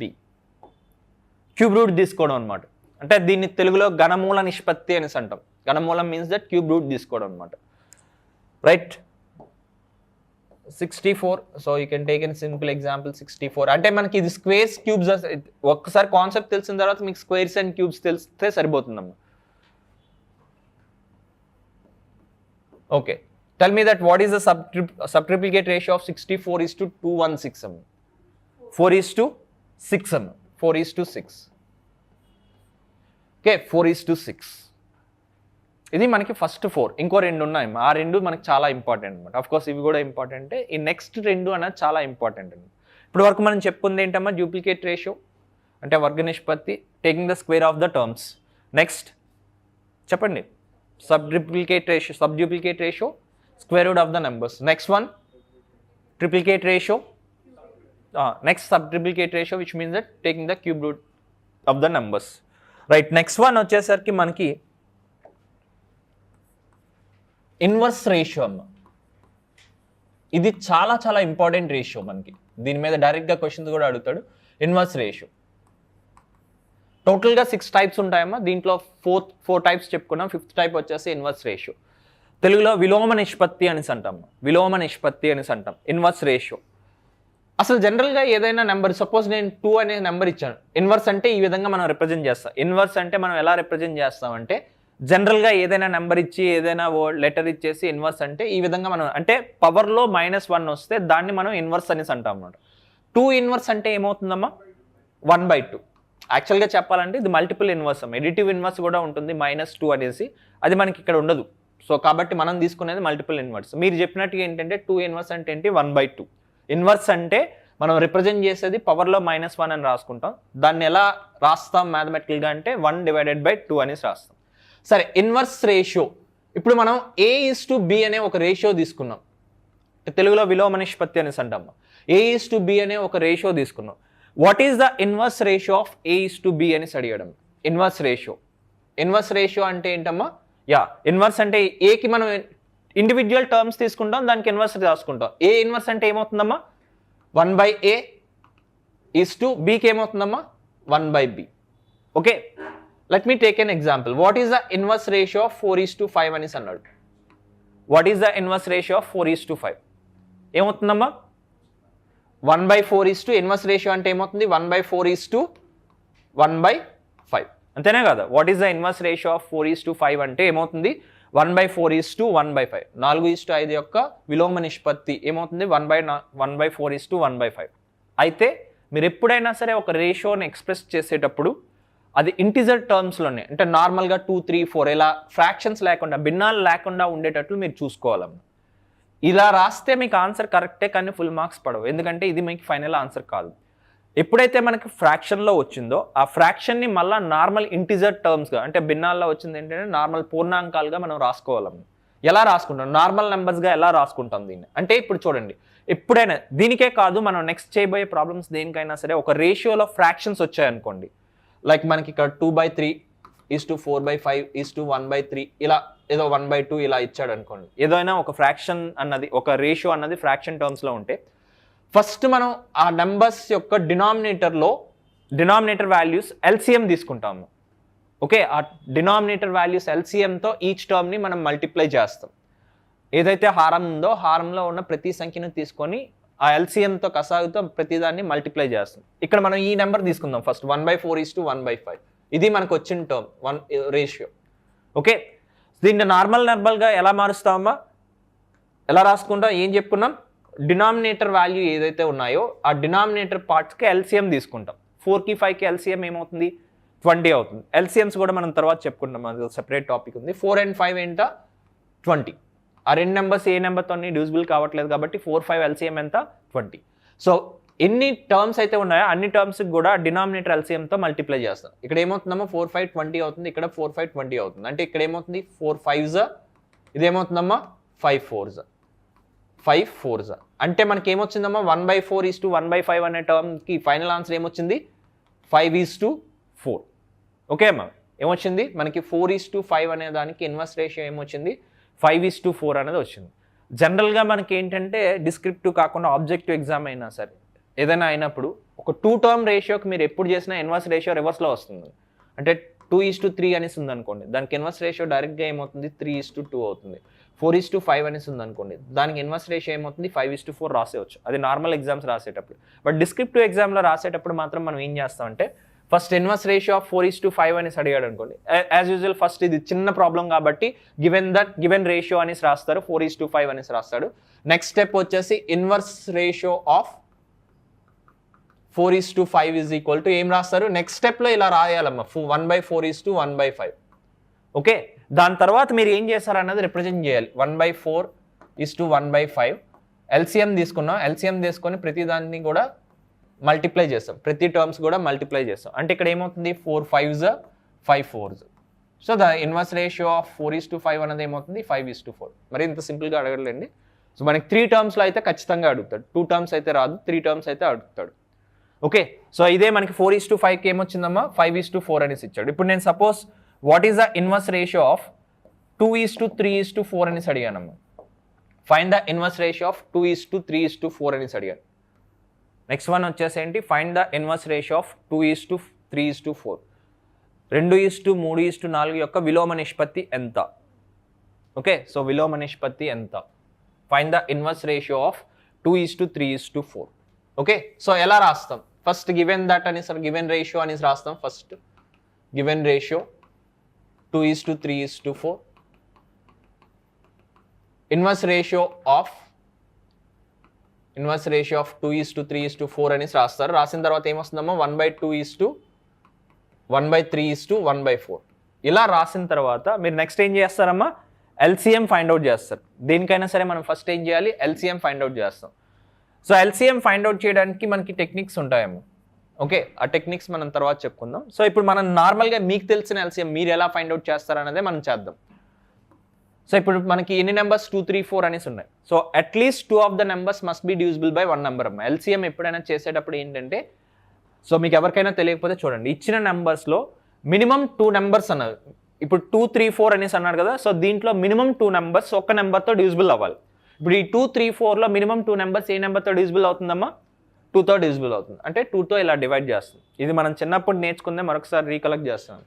1, 3, 2 అవుతుందమ్మా. ఓకే, అప్పుడు మనకి ఏమవుతుంది, 2, 3 = 6, 6, 2 = 12. LCM ఏమవుతుంది, 12 అవుతుంది. అది ఫాస్ట్గా కూడా చేయొచ్చు, ఎందుకంటే 2 ఈజ్ ఒక వన్ ఆఫ్ ద ఫ్యాక్టర్స్ కాబట్టి క్యాన్సిల్ అవుట్ చేస్తే 3 and 4 అవుతుంది. నెక్స్ట్ మనకి ఎల్సిఎం కాన్సెప్ట్లో మనం చెప్పుకుందాం.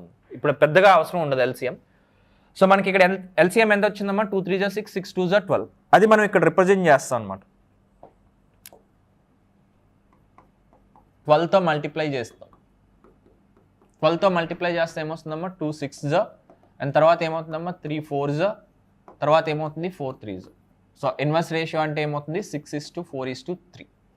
ఓకే, సో ఇప్పుడు ఇందాక చెప్పినట్టు 2 టర్మ్స్కి అయితే మనం రివర్స్లో రాసేవచ్చు అని చెప్పుకున్నాం. బట్ 3 టర్మ్స్కి వచ్చేటప్పుడు అలా రివర్స్లో రాయడానికి లేదన్న. ఏదైనా సరే మన డిస్క్రిప్టివ్ ఎగ్జామ్ కాబట్టి 2-3 స్టెప్స్ రాయాలి కాబట్టి మనం రాసుకుంటాం అంతే. అయితే మనకి ఎలా అడుగుతాడు క్వశ్చన్లు ఎప్పుడంటే, ఎప్పుడైనా సరే ఇన్వర్స్లీ ప్రపోర్షనల్ కాన్సెప్ట్ వచ్చేటప్పుడు ఇది అడుగుతాడు. అంటే మీ క్వశ్చన్ అడిగే ప్యాటర్న్ ఎలా అడుగుతుందంటే, if the speeds of A, B and C in the ratio of 5:3:4 to cover the same distance, what is their time period ratio అనేసి అడుగుతాడు. ఓకే, అక్కడ జనరల్గా డిస్టెన్స్ కాన్స్టెంట్ అయ్యేటప్పుడు speed inversely proportional to time కాబట్టి inverse ratio అనేది మనం తీసుకుంటాం. అక్కడ మళ్ళీ మనం రిపీట్ చేస్తాం అనమాట. సో ఇక్కడ మనం డైరెక్ట్గా క్వశ్చన్ అన్నది ఇది ఏదైతే చేస్తామో ఆ క్వశ్చన్ అడిగే విధానం అదనమాట. ఇది అక్కడికి ఇంటర్లింక్ అవుతుంది. ఓకే, సో ఈ ఇన్వర్స్ రేషియో అనేది ఇక్కడ గుర్తుపెట్టుకోండి. నాకు తెలిసి అయితే డైరెక్ట్గా అడిగాడు అమ్మా. సో డైరెక్ట్గా అయితే అడిగాడు. ఇదే క్వశ్చన్ని మనం మీకు ఇప్పుడు ఏదైతే అడిగానో ఇంకేం చేయాల్సిన అవసరం 2:3:4 ఇదే స్టెప్స్ రాస్తాం, లేకపోతే స్పీడ్ రేషియో తర్వాత టైం రేషియో ఇది రాస్తాం అంతే. కానీ ఫాలో అయ్యే మెథడ్ మాత్రం ఇదే. ఎందుకంటే ఇన్వర్స్ రేషియో అనేది time and distance, time and work, ఈ 2 కాన్సెప్ట్స్లో కూడా మనకి ఏంటంటే ఇన్వర్స్ రేషియో అనేది మనకు వస్తుందమ్మా. ఇన్వర్స్ రేషియో అనేది వస్తుందన్నమాట. ఓకే, సో కాబట్టి ఇది గుర్తుపెట్టుకోండి. నెక్స్ట్ ఇప్పుడు ఒక ప్రాబ్లం ఇస్తాను, ఇదైతే మాత్రం మనకు అడిగే ఛాన్స్ ఉందమ్మా డైరెక్ట్గా. Find the inverse ratio of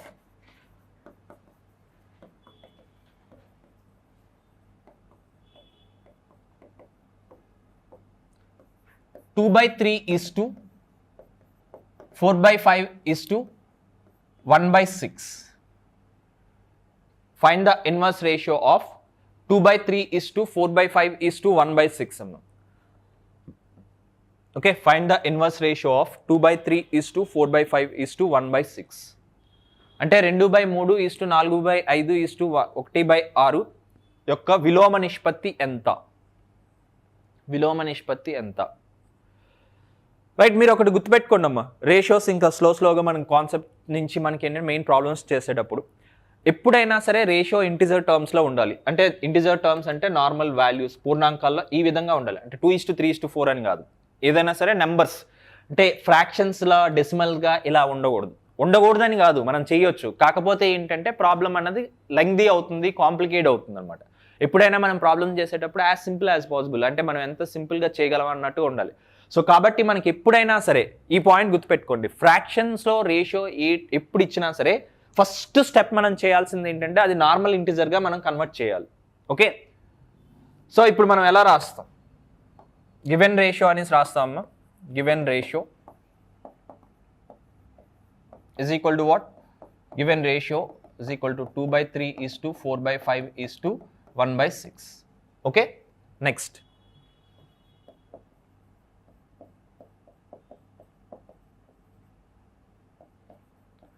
The simplified ratio is equal to, okay అంటే ఇచ్చిన నిష్పత్తి అనేసి రాస్తాం, దాని తర్వాత ఏంటంటే సరళీకృత నిష్పత్తి అనేసి రాస్తాం. రాసిన తర్వాత ఏంటంటే దీన్ని ఫస్ట్ నార్మల్గా రాసుకోవాలి. ఎలా రాసుకుంటాం మీకు ఆల్రెడీ చెప్పా.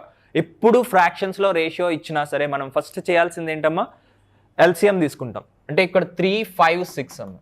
జనరల్గా ఏంటంటే అమ్మ ఎల్సిఎం ఫైండ్ అవుట్ చేసేటప్పుడు అఫ్కోర్స్ టెక్నిక్స్ తర్వాత చెప్తానని చెప్పాను. ఎప్పుడైనా సరే ఇప్పుడు మీరు ఎల్సిఎం చూపించాల్సిన అవసరం లేదు, మీరు మీ ఓన్గా చేయొచ్చు. 3, 5, 6 అనేసి ఉందమ్మా. ఈ 3, 5, 6లో ఏదైనా ఒక ఇచ్చిన నెంబర్స్లో ఏదైనా ఒక ఫ్యాక్టర్ ఉందంటే, ఒక నెంబర్ వేరే ఏదైనా నెంబర్తో డివిజిబుల్ అవుతుందంటే అక్కడే ఆ నెంబర్ని క్యాన్సిల్ చేయొచ్చు. ఇప్పుడు చూడండి 3, 5, 6 అనే నెంబర్లో 6 అనేది 3తో డివిజిబుల్ అవుతుంది కదా, ఆ నెంబర్ని కొట్టేయచ్చు. ఇప్పుడు మనకి what is the LCM of 10, 15, 12, 24 ఇలా ఉందనుకోండి, ఓకే 30 ఇలా ఉందనుకోండి. ఇన్ని నెంబర్స్ ఎల్సిఎం మనం చేయాల్సిన పని లేదు. ఇప్పుడు మనం ఫైండ్ ద ఎల్సిఎం ఆఫ్ 10, 15, 12, 24, 30 అనేసి అన్నాడమ్మ.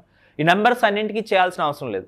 దీంట్లో ఏవైనా నెంబర్స్ ఫ్యాక్టర్స్ ఉంటాయి అంటే ఒక నెంబర్ వేరే నెంబర్తో డివిజిబుల్ అవుతుంది అనేసి అనుకుంటే ఆ నెంబర్ని కొట్టేయచ్చు.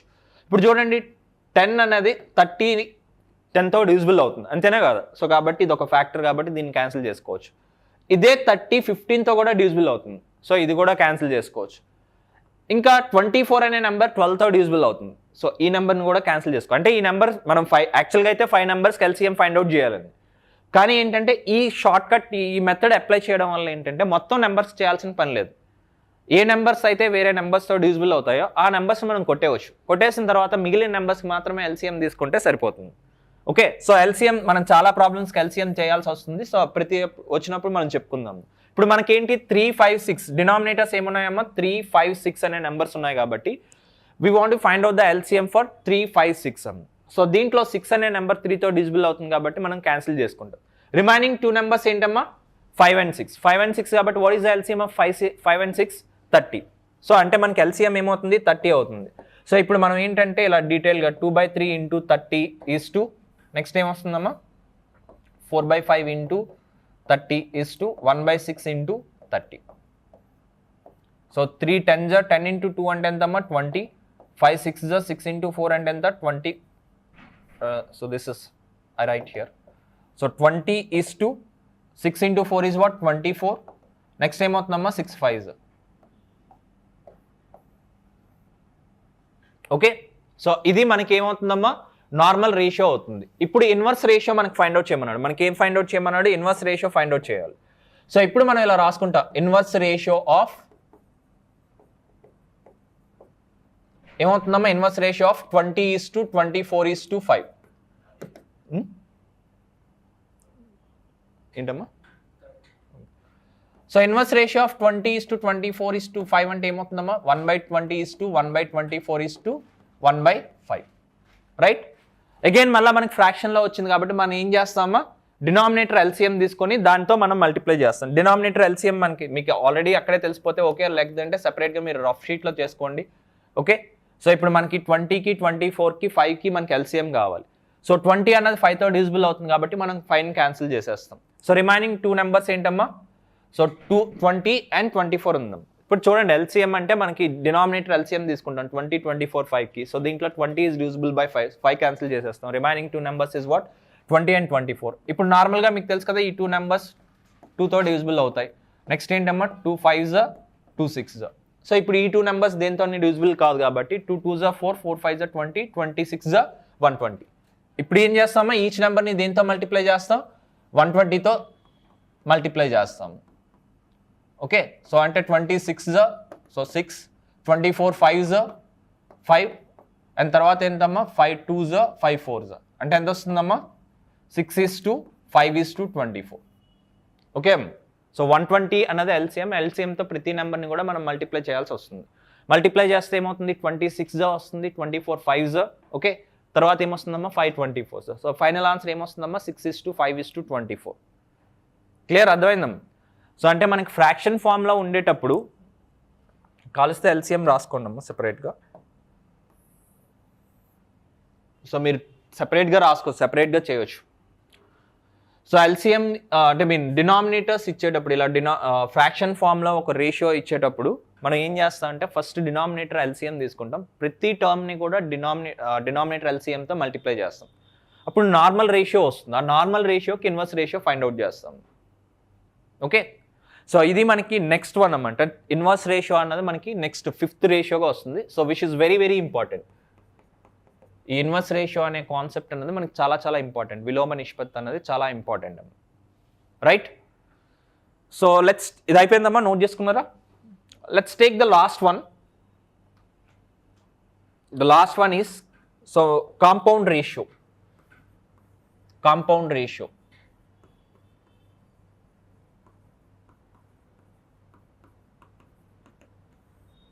ఓకే, కాంపౌండ్ రేషియో తెలుగులో బహుళ నిష్పత్తి అని అంటాము. ఓకే, కాంపౌండ్ రేషియో బహుళ నిష్పత్తి అంటే ఏంటంటే ఇప్పుడు ఎన్ని రేషియోస్ ఇస్తే ఆ రేషియోస్ అన్నింటినీ కూడా ప్రొడక్ట్ తీసుకోవడం. Okay, it is nothing but compound ratio is nothing but product of all the given ratios. అంటే ఇచ్చిన నిష్పత్తుల యొక్క మొత్తం లబ్ధం అనమాట. సో సపోజ్ మనకి A:B, C:D అండ్ E:F అనేసి ఇలా ఇచ్చాడు అనుకున్నాం.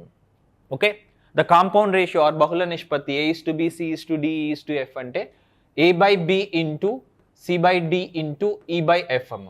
The compound ratio is what? A/B into C/D into E/F బహుళ నిష్పత్తి అంటే.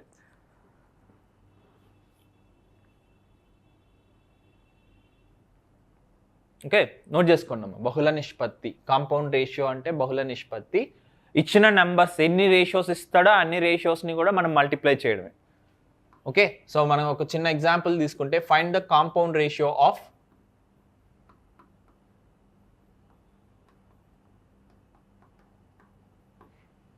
2:3, 4:5, 5:6 ఇలా ఇచ్చాడమ్మ ఒక ratio. Find the compound ratio of 2:3, 4:5, 5:6 యొక్క బహుళ నిష్పత్తి ఎంత? చెప్పండి, ఆన్సర్ చెప్పండి. సారీ, ఇలాంటివి అంటే మనం కాన్సెప్ట్ తెలుసుకోవాల్సిందే. మనకేంటంటే కంబైన్ చేసి అడుగుతుంటాడు నెక్స్ట్ ప్రాబ్లమ్స్ చేసేటప్పుడు మీకు అర్థమవుతుంది. So the compound ratio is nothing but what? 2/3 into 4/5 into 5/6. So ఇక్కడ ఏమవుతుంది? 5 get cancel. So 2 1s 2 3s అంటే ఏమవుతుందమ్మా? 4/9.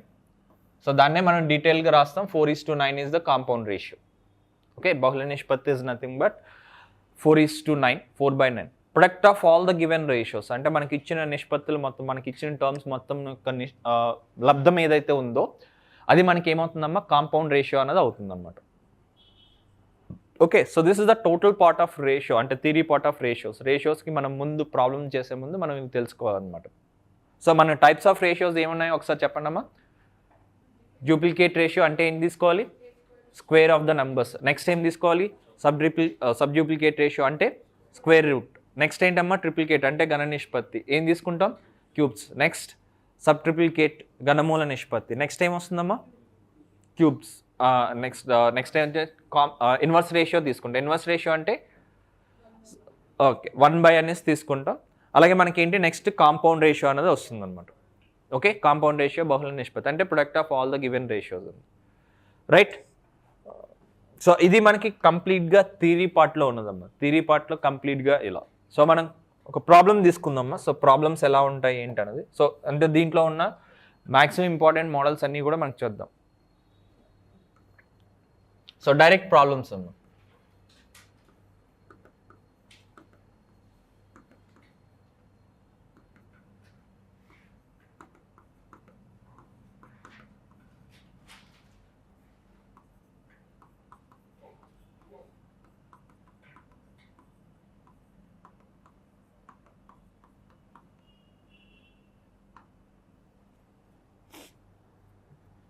ఓకే, ఫస్ట్ ప్రాబ్లం మనం తీసుకుందాం. If A:B is equal to 3:4, B:C is equal to 5:2, then find A:B:C.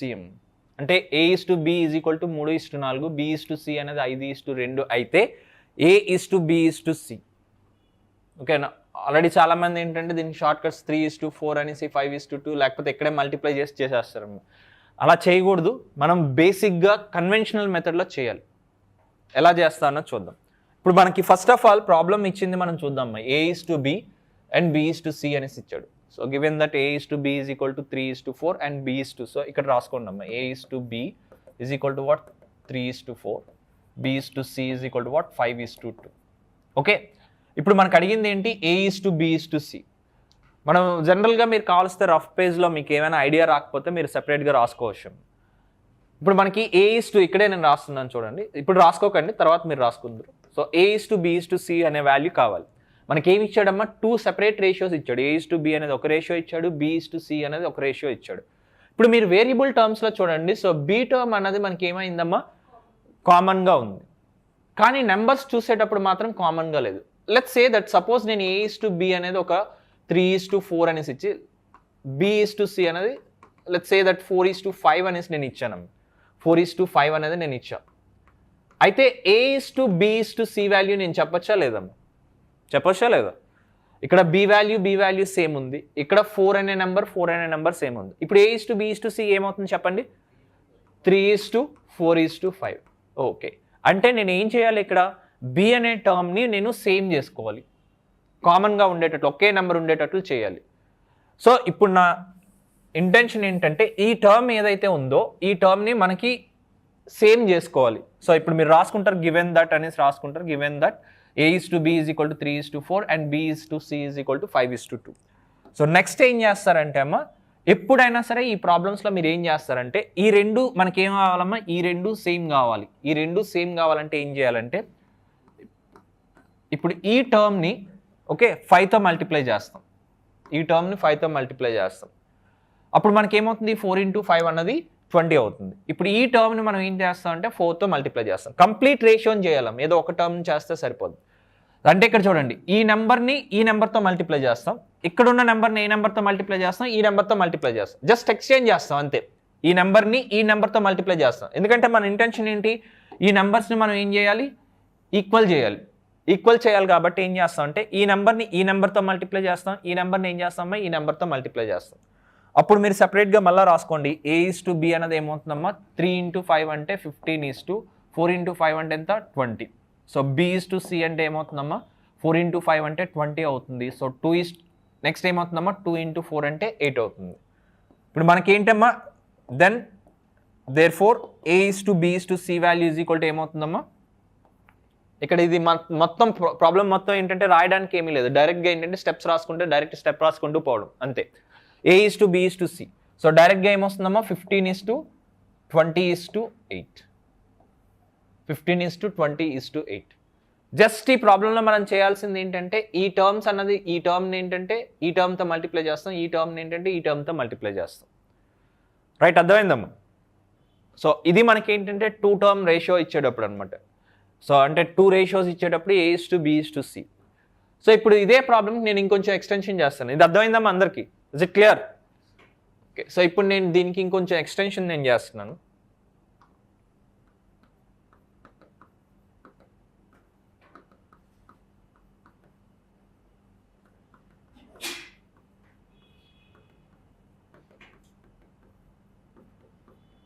Then find A:B:C:DM. Okay, so if A:B is equal to 3:4, B:C is equal to 5:2, C:D is equal to 3:5, then find A:B:C:D. So ప్రీవియస్గా 3 term ratio అడిగాడు, ఇప్పుడు ఏంటంటే 4 term ratio అడిగాడు. అంటే ఇక్కడ ఏంటి, so జనరల్గా అలా ఎన్ని టర్మ్స్ అడిగినా సరే ఇక్కడి నుంచి ఒకటి గుర్తుపెట్టుకోండి. సో ఫస్ట్ మనం తీసుకునేది మాత్రం 2 రేషియోస్ మాత్రమే. ఆ 2 రేషియోస్ అయిపోయిన తర్వాత సో ఈ 2 రేషియోస్లో ఏది కామన్ చేయాలి, బీ టర్మ్ అనేది కామన్ చేస్తాం. అప్పుడు మనకి ఏమొస్తుంది, A:B:C అనే వాల్యూ వస్తుంది. సో దాని తర్వాత మనం ఎడిషనల్గా ఏంటంటే ఇంకొక స్టెప్ రాస్తాం. ఓకే, సో సేమ్ నెంబర్స్ కాబట్టి ఇప్పుడు చూడండి. సో గివెన్ దట్ A:B ఎంత ఇచ్చాడమ్మా, 3:4 ఇచ్చాడు, B:C ఎంత ఇచ్చాడు, 5:2. ఫస్ట్ మీరు ఏం చేస్తారంటే ఈ 2 రేషియోస్ తీసుకోండి, ఈ 2 రేషియోస్ తీసుకొని A:B:C వాల్యూ అనేది మనం ఫైండ్ అవుట్ చేస్తాం. ఓకే, ఎలా ఫైండ్ అవుట్ చేస్తాం, A:B సేమ్ ప్రాబ్లం కాబట్టి A:B 3:4, B:C 5:2, ఈ రెండింటిని నేను ఈక్వల్ చేయాలి. సో కాబట్టి దీన్ని 5తోని 4తో మల్టిప్లై చేస్తాను, చివరికి నాకు ఏమొచ్చిందమ్మా, A:B:C అనే వాల్యూ వచ్చింది. ఓకే, సో ఇప్పుడు మనకి నెక్స్ట్ ఏమి ఇచ్చాడమ్మా, C:D అనేది ఇచ్చాడు. ఓకే, సో దాని క్రిందే రాస్తారు C/D అనేది మనకి ఏమొచ్చిందమ్మా 3:5. So I repeat it again, ఇక్కడ నేను రాస్తున్నానమ్మా, అంటే స్పేస్ సరిపోవట్లేదు, నేను ఇక్కడ మరొకసారి రాస్తున్నాను. 15:20:8 అనేసి వచ్చింది మనకి. అలాగే మనకి C/D అనే వాల్యూ ఎంత వచ్చిందమ్మా? C/D అనే వాల్యూ 3:5 అనే వాల్యూ వచ్చింది. ఇది రాసుకుంటారు.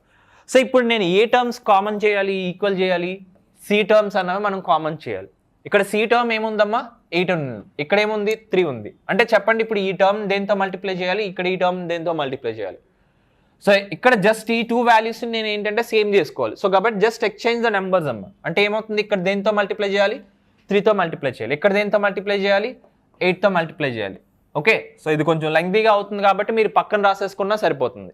మీకు చెప్పాను కదమ్మా, 4-5 స్టెప్స్ వరకు మీరు కన్ఫైన్ చేసుకుంటే సరిపోతుంది, అంతకు మించి మీరు తగ్గించుకోవచ్చు. సో ఆ 5 స్టెప్స్ కన్నా తక్కువ అయితే మాత్రం చేయకండి. 5 స్టెప్స్ వచ్చేసాయనేసి అనుకుంటే మీరు పక్కన రాసుకోవడం కానీ అలా రాసుకోవచ్చు, రైట్? సో ఇప్పుడు మనకి ఏమవుతుందమ్మా, A/B/C అంటే మనకి సో 15 3 is 45, 3 into 20 అంటే ఎంత అవుతుందమ్మా? 60 అవుతుంది. 3 into 8 is what? 24. అలాగే మనకి C/D వాల్యూ ఎంత అవుతుందమ్మా? 3 8 is 24, సారీ 8 3 is 24. నెక్స్ట్ ఏమవుతుంది? 8 5 is 40. Okay, so C value వచ్చేసింది కాబట్టి finally there four A/B/C/D value ఎంత అవుతుందమ్మా? 45:60:24:40. And this is the conventional method. మనం ఎగ్జామ్లో రాసేటప్పుడు ఈ విధంగా మనం చేయాలి. So we don't suppose to apply the short cuts. ఇక్కడ షార్ట్ కట్స్ మనం ఏం అప్లై చేయం. సో డైరెక్ట్గా మనకి ఏంటంటే ఇన్ని స్టెప్స్ రాస్తే so will get the exact marks. And the simple thing is we don't need to by heart anything. So when we are doing the problems like this, అంటే మనం కన్వెన్షనల్ మెథడ్స్లో మనం చేసేటప్పుడు ఏంటంటే ఎక్కడ బై హార్ట్ చేయాల్సిన ఛాన్స్ లేదు ఇక్కడ. సో ప్రతి ప్రొసీజర్కి ఇది ఒక షార్ట్ కట్ అదొకటి అనేసి మనం గుర్తుపెట్టుకోవాల్సిన అవసరం లేదు. మనకి ఏంటంటే ప్రతిదీ కూడా జస్ట్ ఒక కాన్సెప్ట్ నేర్చుకుంటే దాన్ని బేస్ చేసుకొని మొత్తం మనం చేయొచ్చు. ఓకే అమ్మ, sir I'll give you example, sorry homework problem. So మీరు ఒకసారి చేయండి అమ్మ.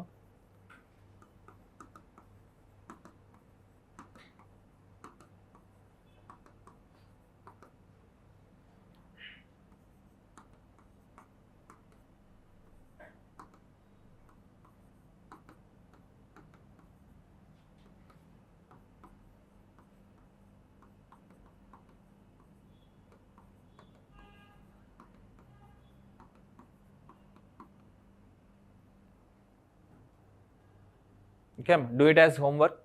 సో ఇక్కడైతే ఒకసారి గుర్తుపెట్టుకోండి అమ్మ, ఇప్పుడు మనకి ఇచ్చిన టర్మ్స్ ఎప్పుడు కూడా ఏంటంటే కంటిన్యూటీలో ఉండాలి. ఇప్పుడు మనకు అడిగింది ఏంటి ఫైనల్గా రేషియో అన్నది P/Q/R/S. సో ప్రీవియస్ ఎగ్జాంపుల్ చూడండి, A/B/C/D.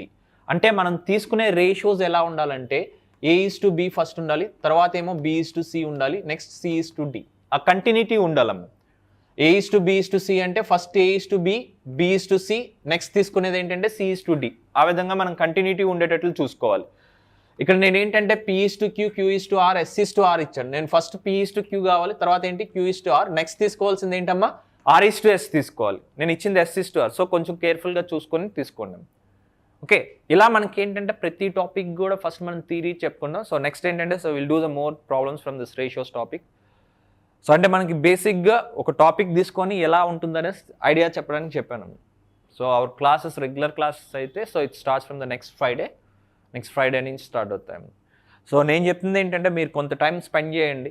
సో స్పెండ్ చేసిన తర్వాత అయిపోయిన తర్వాత కూడా మనకి ఇది అయిపోయిన తర్వాత అంటే మనకి 30 days కోర్స్ అయిపోయిన తర్వాత కూడా ఏంటంటే spend that 1 hour or 1.5 hour every day.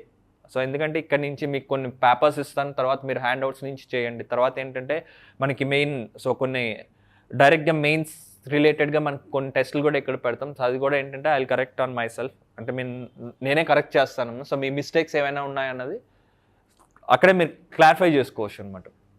So of course me target అనేది మీ ఓన్ టార్గెట్ మీకు ఉండొచ్చు, బట్ నేనైతే మీకు పెట్టే target 50 out of 50 data interpretation. స్పెషల్గా మీరు ఏంటంటే వేరే వాళ్ళతో సంబంధం లేకుండా మీరు వచ్చి ఇక్కడ నేర్చుకుంటున్నారు దీనికోసం స్పెషల్గా అనేసి అంటే ఖచ్చితంగా you need to have some advantage. వేరే స్టూడెంట్స్తో కంపేర్ చేసుకునేటప్పుడు మీకు అడ్వాంటేజ్ ఉండాలి. Take that advantage. ఆ అడ్వాంటేజ్కి ఏంటంటే 50 out of 50 అన్నది ఉండాలి. ఎందుకంటే it's really an advantage because ఏంటంటే still lot of students don't know that this is an అంటే చాలా మందికి అమ్మ, ఎందుకంటే నాకు చాలా మంది అడుగుతున్నారు కాబట్టి సార్ ప్రిలిమ్స్లో చెప్పారు కదా అదే సరిపోతుందా అనేసి, అంతేనా అనేసి. ప్రిలిమ్స్లో నేను చెప్పింది ఏంటంటే ఇక్కడ కాదు, జనరల్గా చెప్తున్నాను. ప్రిలిమ్స్లో నేను చెప్పింది ఏంటి, ఆబ్జెక్టివ్. అందులో చెప్పినవన్నీ షార్ట్ కట్స్. అది మీరు ఎలా అప్లై చేస్తారు, మీకు ఆన్సర్ వరకు వస్తుంది, ఆన్సర్ వస్తే మీకు 2 మార్క్స్ పడతాయా, పడవుగా. సో హాఫ్ మార్కో 1 మార్కో, సో దట్ డిపెండ్స్ ఎవరు కరెక్ట్ చేస్తారో వాళ్ళు. అండ్ తర్వాత వాళ్ళు ఎగ్జామినర్ ఎలా ఇచ్చాడు అన్న దాన్ని బట్టి మేబీ నాకు తెలిసి 1/2 మార్క్ to 1 మార్క్స్ ఇస్తాడు. ప్రొసీజర్ ఇంపార్టెంట్ కదా. సో కాబట్టి ఏంటంటే మీకు ఆ అడ్వాంటేజ్ ఉంది, సో యూటిలైజ్ అయితే చేసుకోండి. It's actually it is given as S is to R, but you have to convert it as R is to S. I have given you that like S is to R, but you have to convert it as R is to S. Okay, don't worry. So మనం next class నుంచి start చేద్దాం. It's just మరొకసారి ఎలా ఉంటుంది class అనేసి అనమాట. Complete theory పార్ట్తో పాటు ఏంటంటే ప్రాబ్లమ్స్ నెక్స్ట్ చేస్తాం అదమ్మా. ఓకే, ఇస్ ఇట్ క్లియర్ అమ్మా? Any doubts?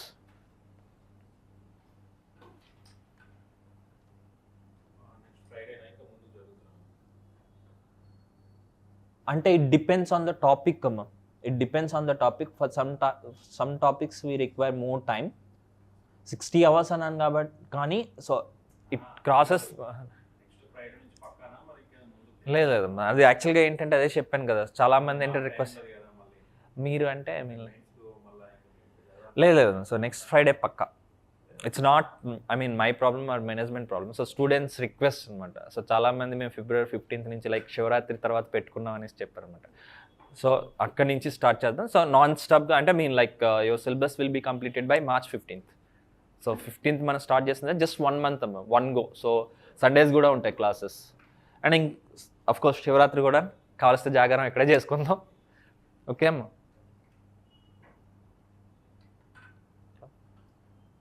ఓకే అమ్మా. సో ఇది టాపిక్ వైజ్ అమ్మ. టాపిక్ కొంచెం ఎక్కువగా ఎక్స్ట్రాగా కావాల్సిందంటే ఎక్స్ట్రాగా మనకి టైం పడుతుందమ్మా. ప్రతి టాపిక్ ఇంతే అనేసి నేను చెప్పలేను. ఓకే, ఇట్ డిపెండ్స్ అన్న. ఇస్ ఇట్ క్లియర్ అమ్మా? Okay okay, thank you.